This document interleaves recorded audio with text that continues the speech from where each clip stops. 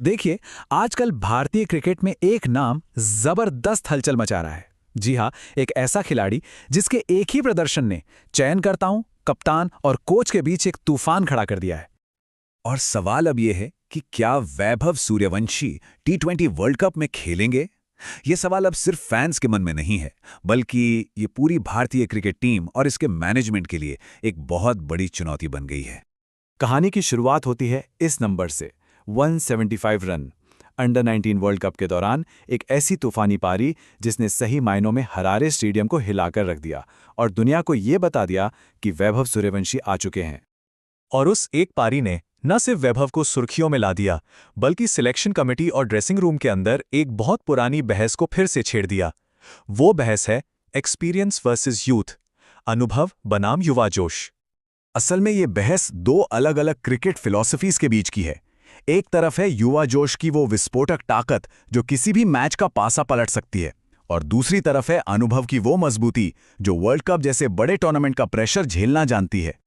Team के कप्तान रोहित शर्मा इस युवा खिलाड़ी के टैलेंट को तो मानते हैं, लेकिन वो थोड़ी सावधानी बरतने की बात भी करते हैं। उनका मानना है कि वैभव में अग्रेशन तो है, पर वर्ल्ड कप एक अलग ही लेवल की चुनौती है। उसे प्रेशर में खेलना सीखना होगा। और तो और सीनियर खिलाड़ी विराट कोहली भी अनुभव की जरूरत पर ही जोर दे रहे हैं। उनका सुझाव है कि अगर वैभव को मौका मिलता है तो उसे सीधे ओपनिंग की जिम्मेदारी न दी जाए, बल्कि मिडिल ऑर्डर में एक रणनीतिक रोल दिया जाए। लेकिन बात यह है कि ये बहस सिर्फ विचारों तक ही नहीं रुकी। बहुत जल्द ये ड्रेसिंग रूम के अंदर एक सीधे टकराव में बदल गई। हुआ ये कि अमेरिका के खिलाफ एक आसान जीत के ठीक बाद वैभव को टीम में शामिल करने को लेकर कप्तान रोहित शर्मा और हेड कोच गौतम गंभीर के बीच रिपोर्ट्स के मुताबिक जबरदस्त गर्मागर्म बहस हो गई। और फिर तो मामला बहुत तेजी से बिगड़ा। ड्रेसिंग रूम की इस बहस का एक वीडियो क्लिप सोशल मीडिया पर लीक हो गया, जिसने आग में घी डालने का काम किया, और बीसीसीआई को आधी रात को एक इमरजेंसी मीटिंग बुलानी पड़ गई। तो सवाल यह है कि बीसीसीआई ने इस बड़े संकट को कैसे संभाला? उस इमरजेंसी मीटिंग में आखिर क्या बड़े फैसले लिए गए? चलिए देखते हैं। बोर्ड का पहला और सबसे जरूरी निर्देश था टीम की एकता।